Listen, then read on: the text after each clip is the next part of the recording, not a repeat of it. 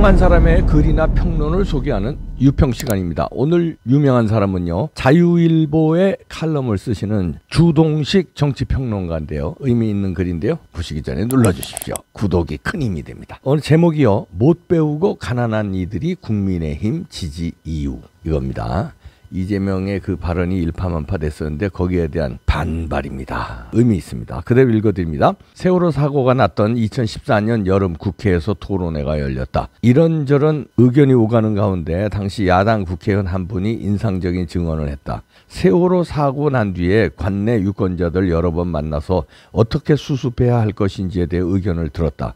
의사나 변호사, 약사 등 전문직과 성공한 자영업자들은 반드시 비타협적으로 투쟁해서 이 사건의 진실을 밝히고 책임자들을 처벌해달라고 요구하는 반면, 연세 자영업자들, 처지가 어려운 분들은 세월호 때문에 경기도 바닥이고 살 수가 없다. 제발 투쟁은 그만하고 빨리 사태를 수습해달라고 요구하는 경우가 많다.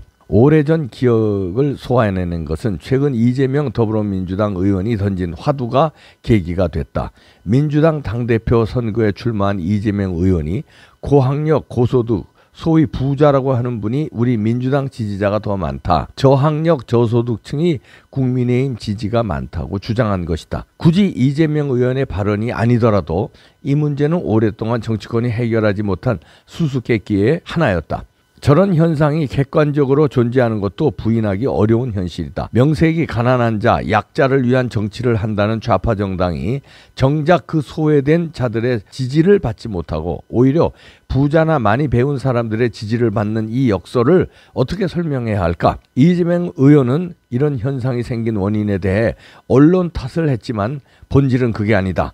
여기에 대해 중요한 시사점을 던져주는 것이 위에 언급한 2014년 세월호 사건 당시 야당 의원의 증언이다. 세월호 사건 처리를 두고 많이 배우고 경제적으로 여유가 있는 집단과 그렇지 못한 사람들 사이에서 의견이 첨예하게 갈렸던 것이다. 그 차이는 혼란을 키우는가 아니면 질서를 추구하는가의 차이에서 연유했다고 봐야 한다. 민주당 등 좌파 진영의 정치, 경제, 사회적 접근은 이를테면 엔트로피를 좀 더 빠르게 증가시키는 방식이다. 엔트로피가 증가하면 무질서도 높아지고 사회적 혼란도 커진다. 노동자들의 권익을 찾아준다는 명분으로 노사 분쟁에서 비타협적으로 투쟁하는 것이나 페미니스트들이 여성 권력을 위해 남성들을 적대시하고 오랜 역사를 가진 가부장적 전통을 무너뜨리는 것 등도 동일한 맥락에서 설명할 수 있다. 이들에게는 인류가 오랜 세월 유지해왔던 낡은 관행이나 규칙, 지식들이 쓸모없는 것일 뿐이다. 이렇게 불확실성이 증가하는 상황에서 기득권자들, 즉 많이 배우고 자신도 많은 자산도 많은 자들은 피해가 없다. 오히려 가진 것을 늘리고 사회적 위성을 강화할 기회가 더 많이 주어진다. 하지만 많이 배우지 못하고 자산도 없는 자들은 피해를 입기 쉽다. 사회적 변화에 따른 기회도 누리지 못하고 오히려 자신들이 의지해왔던 낡은 사회적 인프라가 몰락하면서 더욱 열악한 처지로 몰리게 된다. 사회의 변화 발전 속도가 빠를수록 기득권자와 그렇지 못한 사람들 사이의 격차는 더욱 빠르게 벌어진다. 배우지 못하고 가진 게 없는 자들은 이런 사실을 학교 교육이 아니라 살아온 경험을 향해서 뼈저리게 깨닫게 된다. 진보를 내세우는 자들이 권력을 잡을수록 자신들의 처지는 더욱 열악해진다는 것을 배우는 것이다. 이것은 10년, 20년이 아니라 몇 세대에 걸쳐 축적된 경험이다. 그래서 가난한 자, 약한 자, 소외된 자들이 진보를 내세우는 민주당이 아니라 국민의힘 같은 보수 세력에 손을 들어주게 되는 것이다.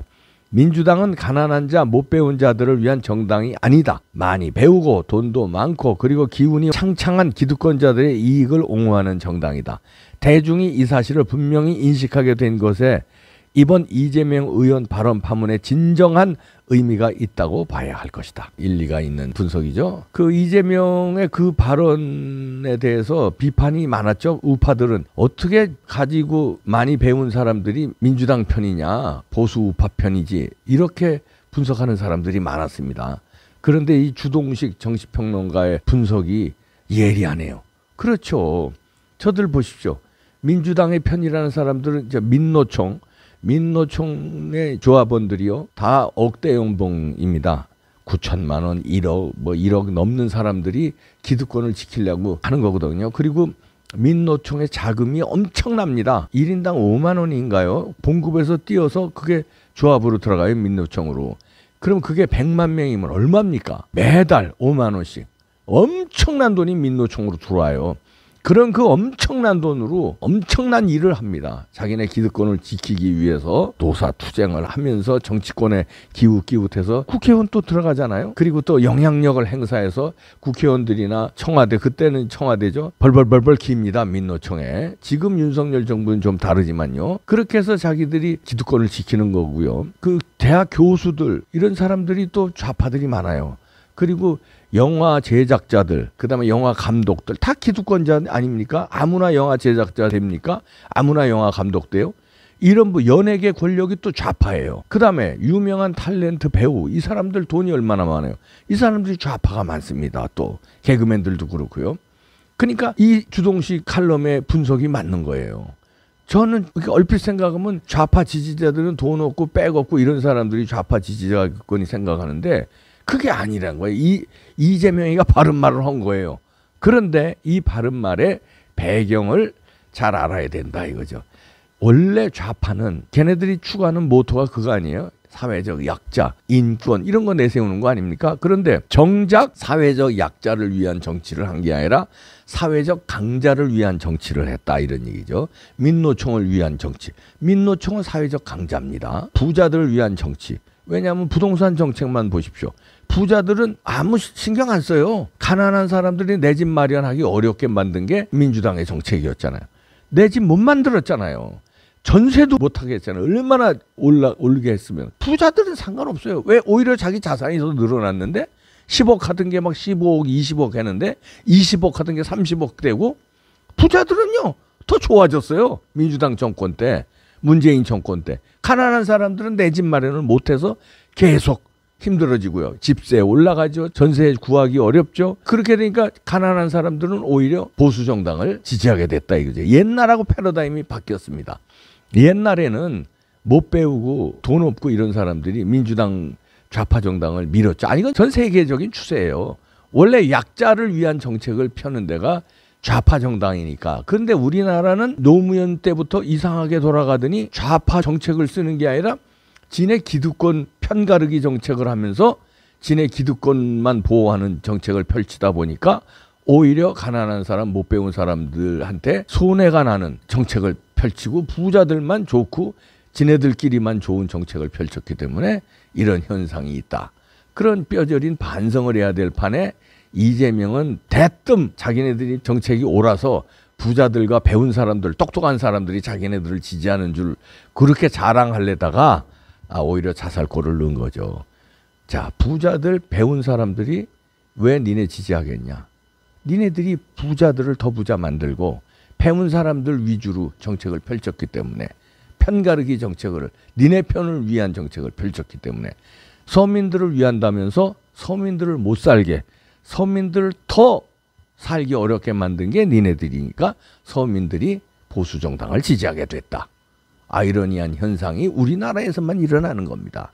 전 세계에서요, 좌파 정당을 지지하는 지지자들은 주로 못 배우고 가난한 사람들이 좌파 정당 지지하는 거예요. 미국에서도 보면은 히스패닉, 돈 없고 백 없는 사람들이 민주당을 지지하고 돈 있고 성공한 사람들이 주로 보수 정당이 공화당을 지지하고, 아니 유럽에서도 마찬가지고요. 중남미에서도 마찬가지입니다. 룰라를 지지하는 사람이 가난한 사람들이었고요. 그런데 우리나라에서는 편가르기 정책으로 지네들 편들만 유리하게 정책을 펼쳤기 때문에 결국 지들 편들은 옛날에는 못 배운 사람들이 지지하던 정당이었는데 가만 보니까 이것들은 열심히 일도 안 하고 대학 때부터 으쌰으쌰해서 열심히 일 안 했는데 기득권이 됐어요. 남의 땡깡 부려가지고 삥 뜯고 이래서 기득권이 되고, 국회의원 빠지 달아서 기득권이 되고, 민노총 기득권에, 전교조 기득권에, 전부 기득권자예요. 힘 있는 사람들, 돈도 많이 버는 사람들. 그리고 진짜 어려운 사람들은 물가라든가 내 집 마련 걱정에. 근데 가만히 보니까 윤석열 정부 보수 정당이 잡으니까 부동산도 내려가네. 내 집 마련이 쉬워지네. 물가는 이거 전 세계적인 현상이니까 이건 어쩔 수 없죠. 우크라이나 전쟁 때문에 이렇게 된 거니까. 근데 가만히 보니까 여러 가지 정책이 가난한 사람들에 유리하고 못 배운 사람들한테 유리하네. 이래서 지지하는 거예요. 좌파 정당이 원래 모토를 우리나라에서는 상실했어요. 진정한 좌파가 아니라 주사파예요. 주사파.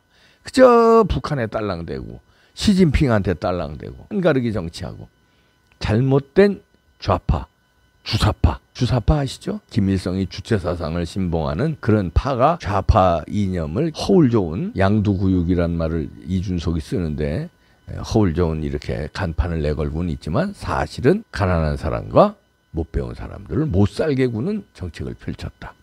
그거 이재명이가 드러냈다.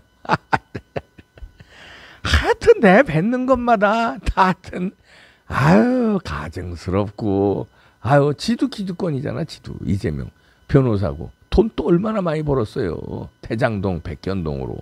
그거 돈 좀 조사해야 돼. 어디로 짱박아 놨는지. 요번에 이재명의 요 발언으로 우리나라의 주사파의 진짜 모습을 일깨워줬다. 그렇게 봐집니다. 이재명의 성과다. 배우고 돈 없는 사람마저 국민의힘 지지자가 되고 이제 그리고 의식 있는 사람들, 의사들이라든가 이런 사람들은 우파가 많아요. 너네들 그 편가르기 하는 그거 돈 많고 민노총 이런 사람들, 연예 권력, 문화 권력 이런 사람들만 좌파가 많지 합리적인 돈 많고 많이 배운 사람은 또 우파가 많아. 그럼 결과적으로 어떻게 되냐면 이재명의 이 발언 때문에 못 배우고 돈 없는 사람들마저 니네 표를 잃었다. 앞으로는 갈수록 니네는 설 자리가 없어질 것이다. 누구 때문에? 이재명이 자업자득이야. 행실을 봐. 참.